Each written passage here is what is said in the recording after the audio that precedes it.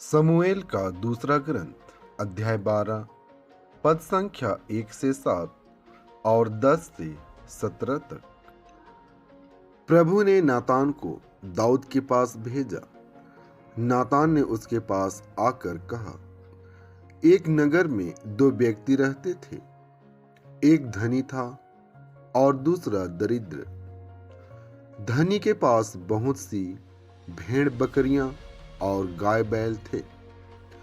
दरिद्र के पास केवल एक छोटी सी भेड़ थी जिसे उसने खरीदा था। वह उसका पालन पोषण करता था। वह भेड़ उसके यहाँ उसके बच्चों के साथ बड़ी होती जा रही थी। वह उसकी रोटी खाती, उसके प्याले में पीती और उसकी गोद में सोती थी। वह उसके लिए बेटी के समान थी। किसी दिन धनी के यहाँ एक अतिथि पहुंचा।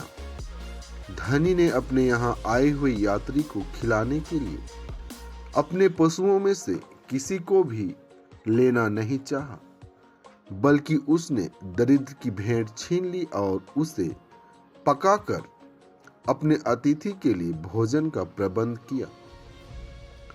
दाऊद का क्रोध उस मनुष्य पर भड़क उठा और उसने नातान से कहा, जीवंत प्रभु की शपथ, जिस व्यक्ति ने ऐसा किया वह प्राणदंड के योग्य है। वह भेड़ का चौगुना दाम चुकाएगा, क्योंकि उसने ऐसा निर्दय काम किया है। नातान ने दाऊद से कहा, आप ही वह धनी व्यक्ति हैं। प्रभु इस्राएल का ईश्वर यह कहता है, मैंने तुम्हारा अभिषेक इस्राएल के राजा के रूप में किया, इसलिए अब से तलवार तुम्हारे घर से कभी दूर नहीं होगी, क्योंकि तुमने मेरा तिरस्कार किया और उरिया हित्ती की पत्नी को अपनी पत्नी बना लिया। प्रभु यह कहता है, मैं तुम्हारे अपने घर से तुम्हारे लिए विपत्ति उत्पन्न करूंगा।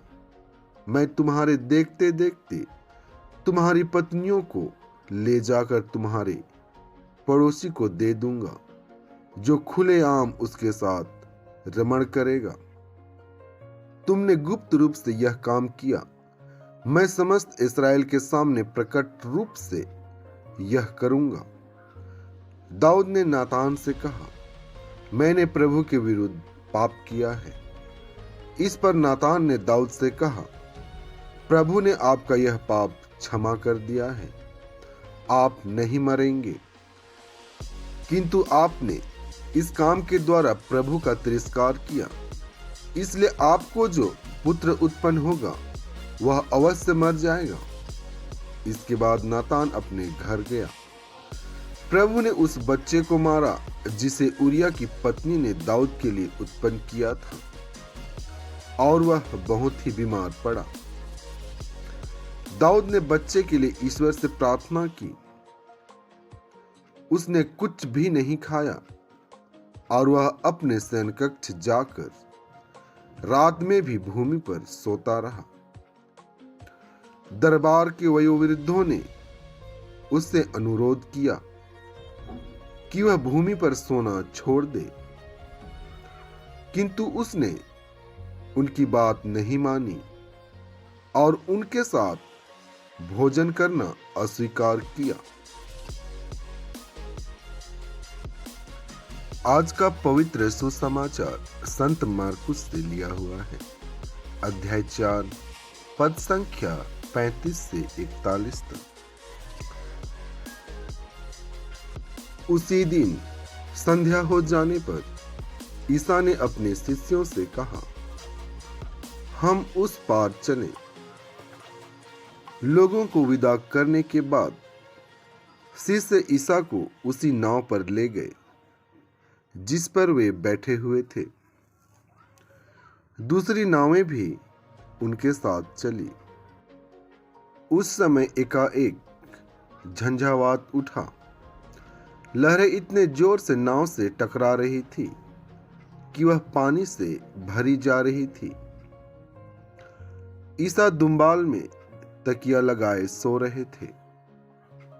शिष्यों ने उन्हें जगाकर कहा, गुरुवर, हम डूब रहे हैं, क्या आपको इसकी कोई चिंता नहीं? वे जाग गए और उन्होंने वायु को डांटा और समुद्र से कहा, शांत हो, थम जा।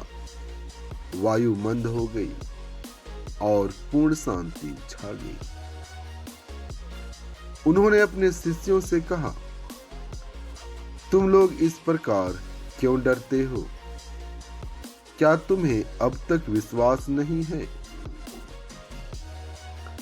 उन पर भय छा गया और वे आपस में यह कहते रहे, आखिर यह कौन है?